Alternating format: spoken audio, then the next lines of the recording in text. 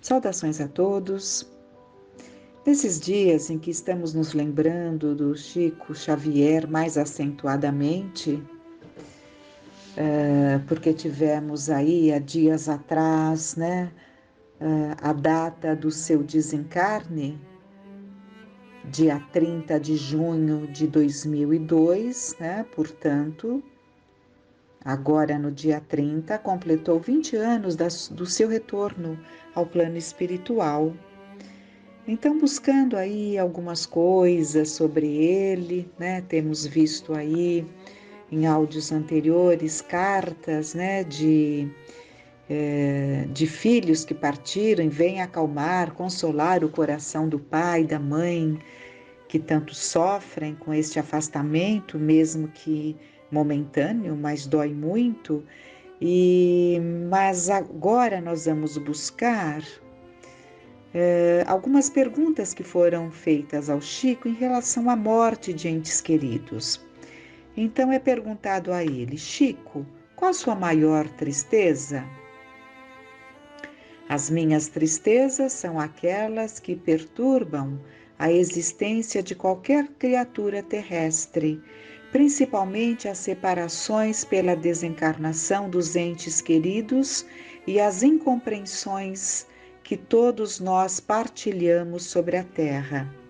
Devo, porém, acrescentar que o amparo dos bons espíritos tem sido sempre tão grande em meu caminho que, a falar a verdade, nunca sofri uma tristeza que pudesse admitir fosse maior que a dos outros. Isto porque, quando chega o momento das provações que mereço para resgate de minhas existências do passado ou para a correção das minhas faltas do presente, os amigos espirituais me aconselham a olhar para a retaguarda e sinto acanhamento de achar que estou sofrendo quando vejo tantos irmãos em dificuldades muito maiores do que as minhas. E perguntam: como encara a morte? Naturalmente que somos humanos e a despedida de um ente amado mormente quando esse ente amado vai adquirir nova forma, de um modo geral se tornando invisível ao nosso olhar comum, a nossa dor é imensa. Quando vemos partir, por exemplo, um filho para uma terra distante, quando sofremos a prova da separação de ente querido, mesmo na terra, sofremos compreensivelmente, de vez que o amor vem de Deus, e quando amamos, queremos perto de nós a criatura querida.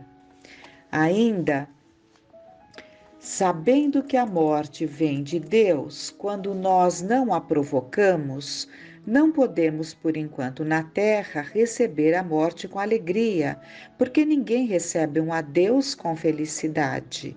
Mas podemos receber a separação com fé em Deus, entendendo que um dia nos reencontramos, todos, numa vida maior, e essa esperança deve aquecer o coração. Cabe-nos superar o sofrimento da morte, fazendo por aquele ou aquela que parte aquilo que eles estimariam continuar fazendo e nunca entregar-nos ao choro improdutivo, ao luto que nada produz, mas sim prosseguir na tarefa daqueles nossos entes amados que partiram, unindo a eles o nosso pensamento e o carinho através do espírito de serviço, reconhecendo que eles continuam vivendo e naturalmente nos agradecerão a conformidade e o concurso amigo que lhes possamos oferecer para que a vida deles na terra seja devidamente complementada. E perguntam ainda: os espíritos informam Mestre Chico Xavier se as pessoas que morrem recebem assistência no outro mundo? Não há ninguém desamparado, assim como aqui na terra, Na pior das hipóteses, renascemos a sós, em companhia de nossa mãe, mas nunca sozinhos. No mundo espiritual também, a providência divina ampara todos os seus filhos. Ainda, aqueles considerados os mais infelizes pelas ações que praticaram e que entram no mundo espiritual com a mente barrada pela sombra que eles próprios criaram em si mesmos, ainda esses têm o carinho de guardiães amorosos que os ajudam e amparam no mundo de mais luzes e mais felicidade. Perguntam ainda: Chico, eu gostaria de fazer uma pergunta muito pessoal. Eu perdi meu pai há 2 anos. No começo eu chorava demais e diziam que a gente não devia chorar porque perturbava o espírito dele. A partir daquilo, eu passei a chorar menos e a pensar mais nele. Senti que realmente isso me trouxe mais tranquilidade. Acha você que quando a gente chora muito por um ente que nos deixou aqui, perturba o seu espírito? Geralmente, quando partimos da Terra, partimos em condições difíceis, sempre traumatizados por violenta saudade, e esta saudade também fica do lado de cá. Se persistirmos nas impressões de dor negativa, cultivando angústia interminável, isso se reflete sobre a pessoa que nós amamos. Sem dúvida, o parente é nosso, a lágrima é uma herança nossa, sofremos e choramos, mas sempre que pudermos chorar, escorados na fé em Deus, escorados na certeza de que vamos nos reencontrar, isso tranquiliza aquele ente querido que espera de nós um diálogo pacífico. Creio que tudo aquilo que você fala com tanto amor, nas suas horas de maior sofrimento, ou que fala com tanto carinho junto às relíquias de seu venerado pai, tudo isso alcança pelos mais belos sentimentos, porque vocês estão ligados. Ainda perguntam: Chico, você acredita que, com base no que aprendeu em mais de 50 anos de mediunidade, existe a possibilidade das pessoas se encontrarem após a morte? Então, nós vemos que são perguntas feitas nas entrevistas que o Chico concedia, né? Perguntas de não espíritas, né? Mas são respostas muito interessantes para o nosso conforto, para o nosso entendimento, né? Então vamos à resposta que ele deu. Tenho aprendido que todos aqueles que realmente se amaram reciprocamente se encontram novamente e num amor de nível superior, não no amor possessivo que nós habitualmente conhecemos.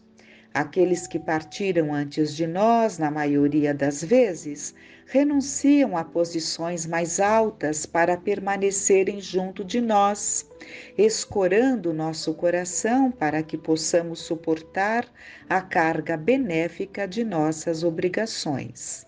Estamos sendo apurados na moenda do sofrimento aqui na Terra. Isso é muito natural. Outra pergunta. Embora já tenha sido objeto de resposta de sua parte, por ocasião de apresentações suas em programas de televisão, você poderia dizer nesta reportagem o que você vê na sua morte, o que você vê na morte e o que ela representa para você, Chico Xavier? A morte, a meu ver, é mudança de residência sem transformação da pessoa, porque a vida continua com tudo aquilo que colocamos dentro de nós, seja o bem ou seja a ausência do bem. aquilo que nós denominamos mal. Nós passamos para outra vida com aquilo que fizemos de nós mesmos.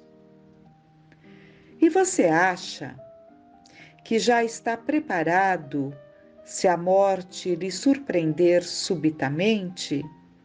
Nós devemos também nos preparar durante nossa vida terrena para este momento? Penso que a vida inteira é uma preparação para o fenômeno da morte. Agora, no meu ponto de vista pessoal, não me sinto com qualidades para adquirir uma situação de destaque além da morte, sendo que devo praticar o espírito de aceitação. Comparecerei diante da morte no estado em que for chamado,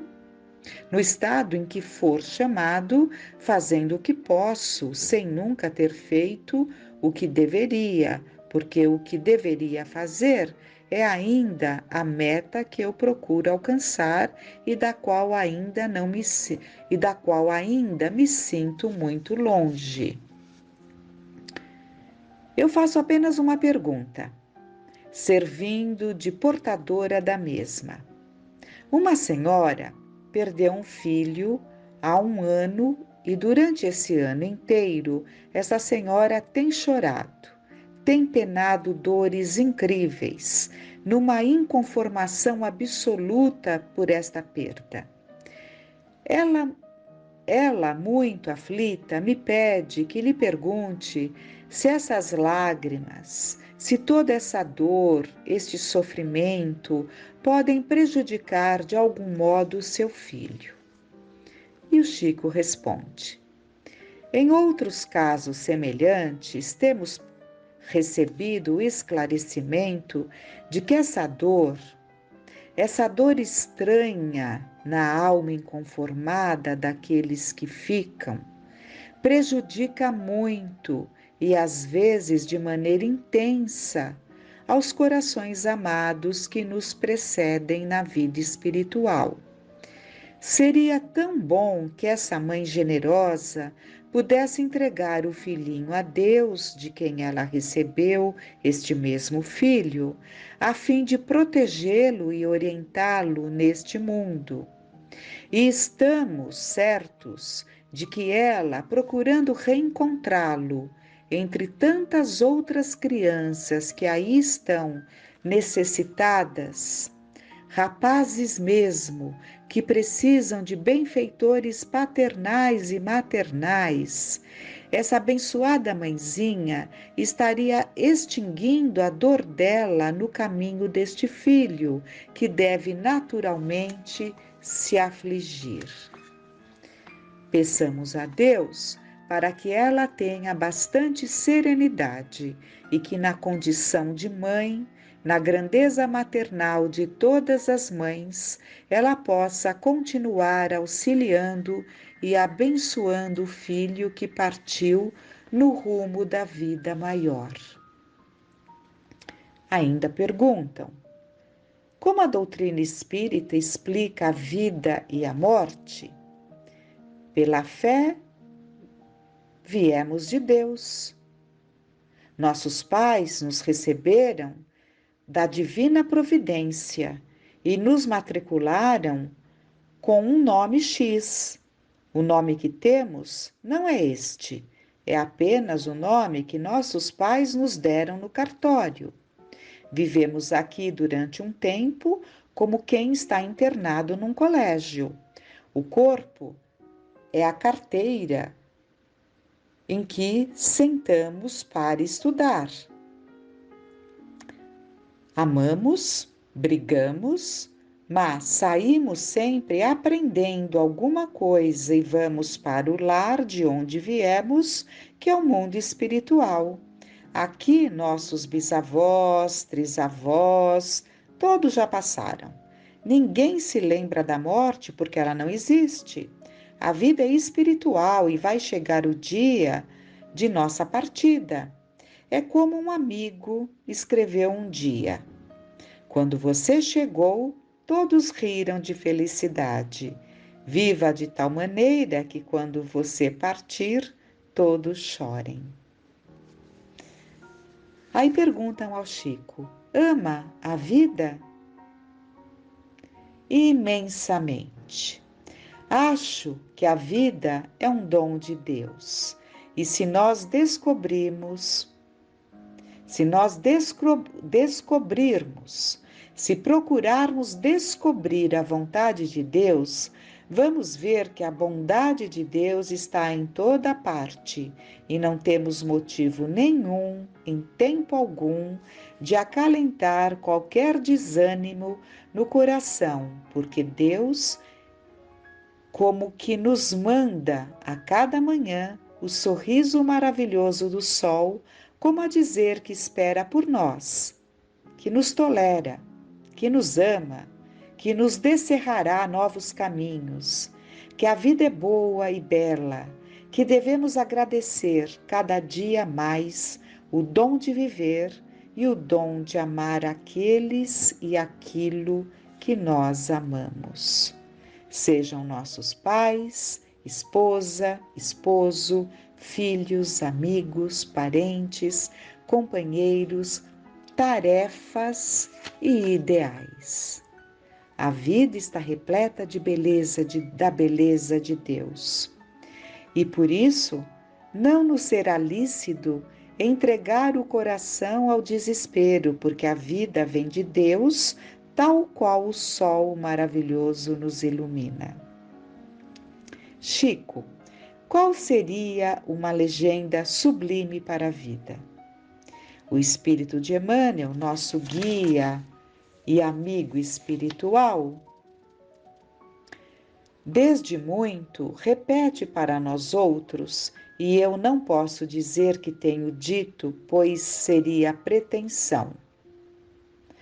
Mas eu me recordo com frequência de que, se nós pudéssemos colocar uma legenda à frente de cada agrupamento humano, de cada conjunto residencial, de cada cidade, de cada aldeia, de cada metrópole, de cada grande capital do progresso humano, se nós pudéssemos e tivéssemos bastante autoridade para isso, escolheríamos aquela frase de Nosso Senhor Jesus Cristo, quando ele nos disse: amai-vos uns aos outros, como eu vos amei.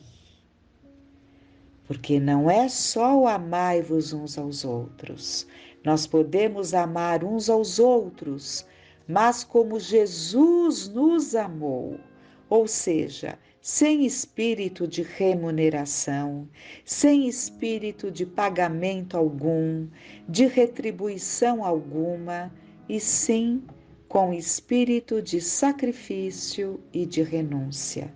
Porque quem ama não cria problemas, e quem ama sabe viver sem pedir coisa alguma à criatura amada. Este é o amor que Jesus nos legou.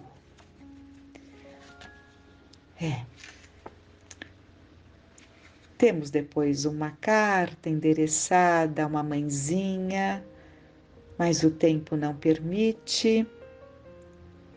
Mas vamos rogar a Deus que todas essas respostas vindas desse coração magnânimo, desse coração que ama,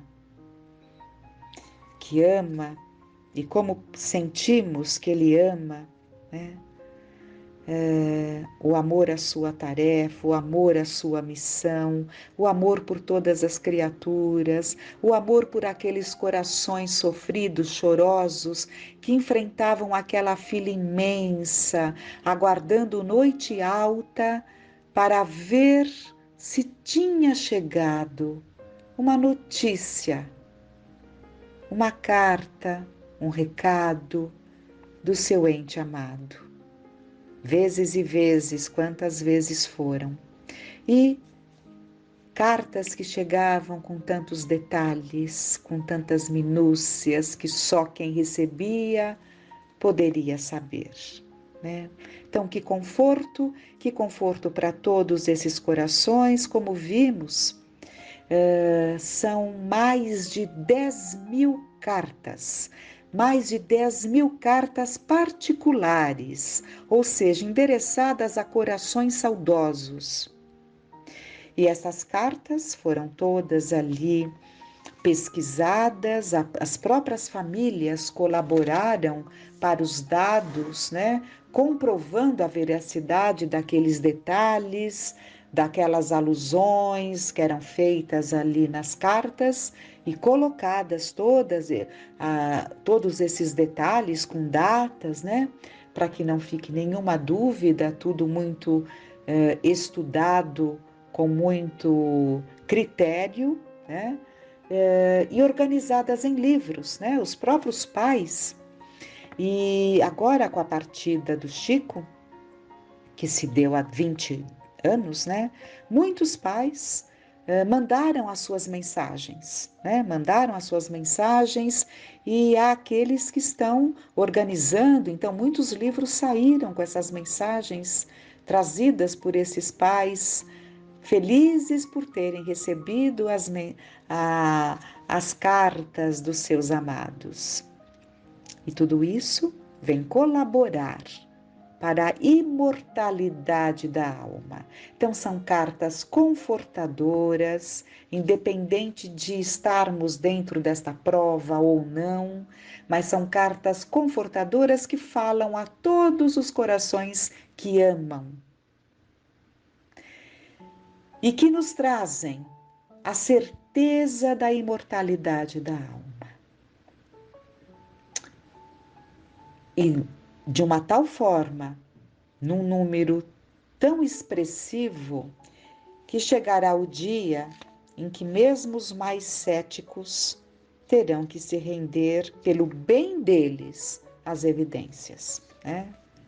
É muito diferente a dor daquele que crê, daquele que sabe da continuidade da alma, daquele que sabe que aquele afeto continua vivo, continua sentindo e continua amando, do que daquele que acha que tudo acabou no túmulo. Então, essas são as reflexões. Que fiquemos em paz.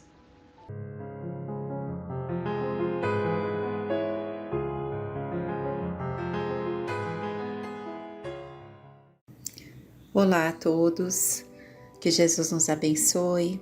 Chegamos ao último capítulo do livro Os Mensageiros, nas despedidas.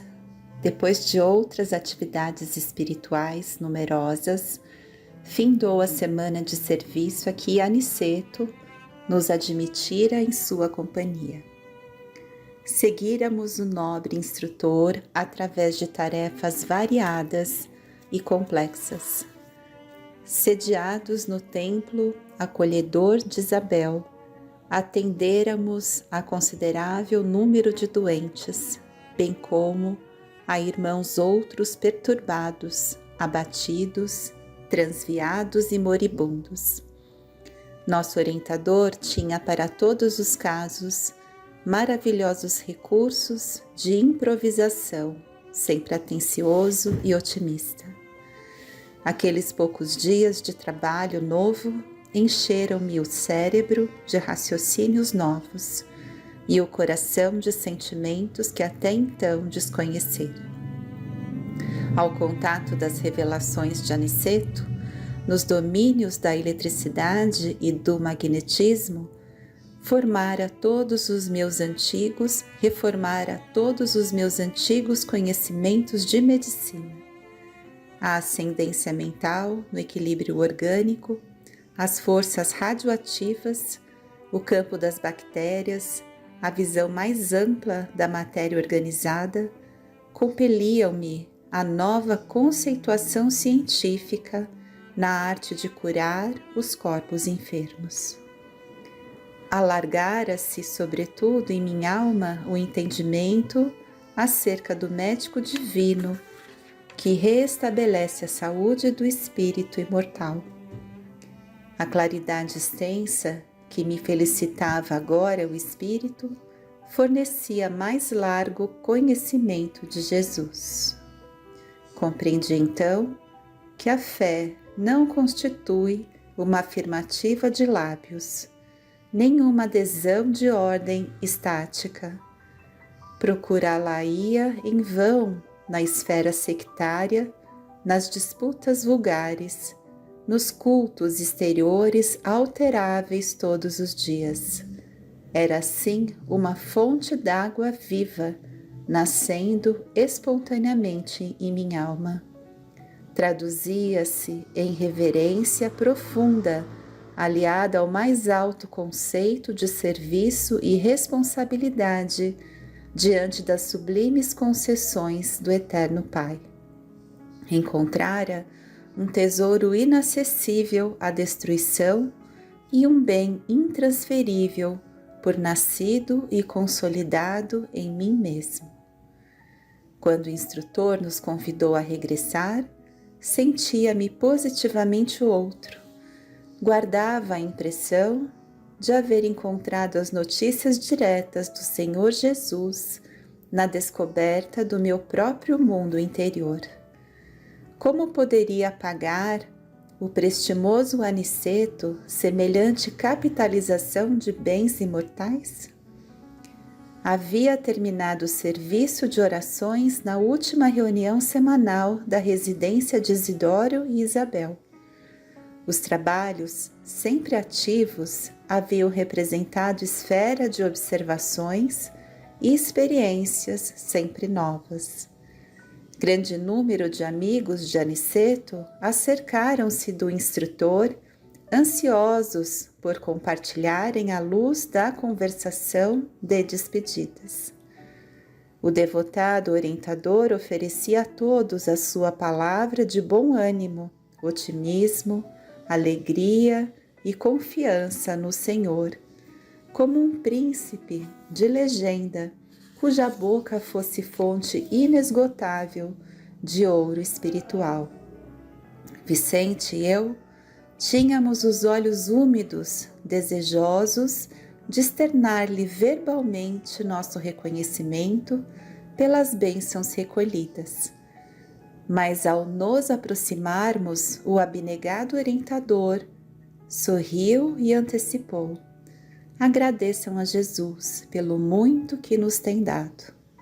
E tomando a Bíblia, como interessado em fixar o assunto geral no amor às coisas santificadas, leu em voz alta no capítulo 2 dos Provérbios de Salomão: Filho meu, se aceitares as minhas palavras e guardares contigo os meus mandamentos, para fazeres atento à sabedoria o teu ouvido, para inclinares o teu coração ao entendimento, e se clamares por entendimento e por inteligência alçares a tua voz, se como a prata a buscares e como a tesouros ocultos a procurares, então entenderás o temor do Senhor e acharás o conhecimento de Deus. Deixou em seguida o livro sagrado sobre a mesa e sentenciou: lembremo-nos do Senhor em nossas despedidas. Ratifiquemos, irmãos, nossos compromissos de trabalho e testemunho. Em tão pequeno trecho dos Provérbios encontramos muitos verbos que se interessam os espíritos cristãos. Aceitar os mandamentos divinos e guardá-los, tornar o ouvido atento e o coração esclarecido, pedir entendimento e inteligência, alçando a voz acima dos objetivos inferiores, buscar os tesouros do Cristo e procurar-lhe o programa de serviços, representa o esforço nobre daquele que de fato deseja a divina sabedoria. Não esqueçamos esses deveres. Como a pausa se fizesse mais longa, um irmão rogou ao querido amigo prosseguisse na interpretação do texto. Mas Aniceto replicou em tom fraternal: por agora, meu irmão, não é mais possível. Outras obrigações nos chamam de longe. E dirigindo-se particularmente a Vicente e a mim, acentuou: já que voltaremos pela estrada comum, poderemos esperar a nossa amiga Isabel para apresentar-lhe nossos agradecimentos e despedidas. Daí a momentos, a nobre companheira de Isidoro, abandonando o corpo ao repouso do sono, veio até nós, junto do esposo espiritual, atendendo ao convite mental do nosso dedicado orientador. Aniceto exprimiu-lhe profundo reconhecimento, falou-lhe da nossa alegria, das oportunidades santas, do serviço que a bondade divina nos havia proporcionado. Dona Isabel agradeceu comovidamente, deixando transparecer as lágrimas da gratidão que lhe dominava o espírito. Nobre Aniceto, disse enxugando os olhos, se for possível, voltai sempre ao nosso modesto lar. Ensinai-me a paciência e a coragem, generoso amigo. Quando puderdes, não me deixes transviar nos deveres de mãe, tão difíceis de cumprir na carne, onde os interesses menos dignos se entrechocam com violência. Amparai-me as obrigações de serva do Evangelho de Nosso Senhor. Por vezes, profundas saudades da família espiritual me dilaceram o coração. Desejaria arrebatar meus filhos à esfera superior, incliná-los ao bem, para que a nossa união divina não tarde nos planos mais altos da vida. E essas saudades de nosso lar me pulgem a alma, ameaçando por vezes minha tarefa humilde na terra. Nobre Aniceto, não vos esqueçais desta amiga pobre e imperfeita. Sei que Isidoro me segue passo a passo, mas ele e eu precisamos de amigos fortes na fé, como vós, que nos reavivem o bom ânimo na jornada dos deveres cristãos. A irmã Isabel não pôde continuar porque o pranto lhe embargara a voz. Aniceto, de olhos brilhantes e serenos, enlaçou-a como um pai e falou brandamente: Isabel, segue em teus testemunhos e não temas. Estaremos contigo agora e sempre. Muitas criaturas admiráveis tiveram a tarefa, mas não esqueçamos, filha, que Jesus teve a tarefa e o sacrifício no mundo. Não nos faltará no caminho redentor o terno cuidado do guia vigilante. Tem bom ânimo e caminha. Em seguida, olhando-nos a todos de frente, o nobre amigo exclamou: agora, irmãos, auxiliem-me a orar.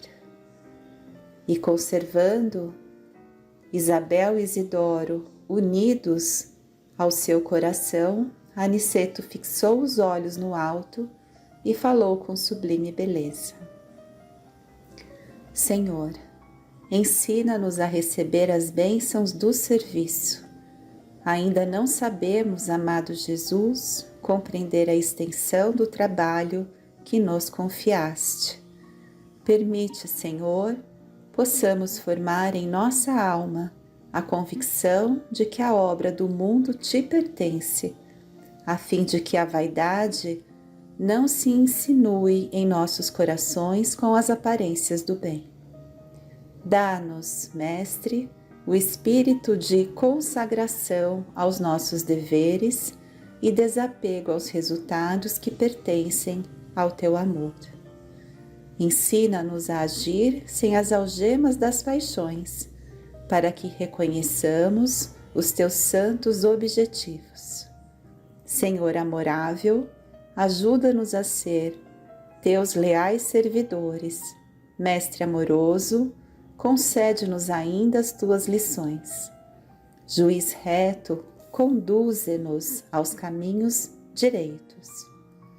Médico sublime, restaura-nos a saúde. Pastor compassivo, guia-nos à frente das águas vivas. Engenheiro sábio, dá-nos teu roteiro. Administrador generoso, inspira-nos a tarefa. Semeador do bem, ensina-nos a cultivar o campo de nossas almas. Carpinteiro divino, auxilia-nos a construir nossa casa eterna. Oleiro cuidadoso, corrige-nos o vaso do coração. Amigo desvelado, sê indulgente ainda para com as nossas fraquezas. Príncipe da paz, compadece-te de nosso espírito frágil. Abre nossos olhos e mostra-nos a estrada de teu reino. Aniceto calou-se comovido e de olhos úmidos, contendo a custo as lágrimas do meu reconhecimento, incorporei-me à nobre caravana que seguiria conosco de regresso a nosso lar. Então, eu fiz questão de ler esse último capítulo, né, que traz a nós essas considerações tão importantes, né, esse olhar todo. E sejamos gratos, né, por ter essa oportunidade de termos acesso a essas informações que nos ajudam tanto a refletir e a fazer as nossas escolhas, né, dentro do caminho que nós estamos, junto daqueles que estão conosco também, sempre agradecidos pela intercessão amorosa dos amigos maiores a nosso favor, né, que estão conosco na nossa caminhada evolutiva, a nos inspirar a tomar melhores resoluções, né, para aquilo que seja melhor para nós mesmos. Então, sempre agradecidos por tanto que recebemos, né? Agradeço também a vocês por essa oportunidade de nós vermos juntos mais um livro da obra de André Luiz, não é? Então é isso, muito obrigada, amigos, fiquem com Deus, que Jesus abençoe a vocês, as suas famílias, né? E fiquem em paz.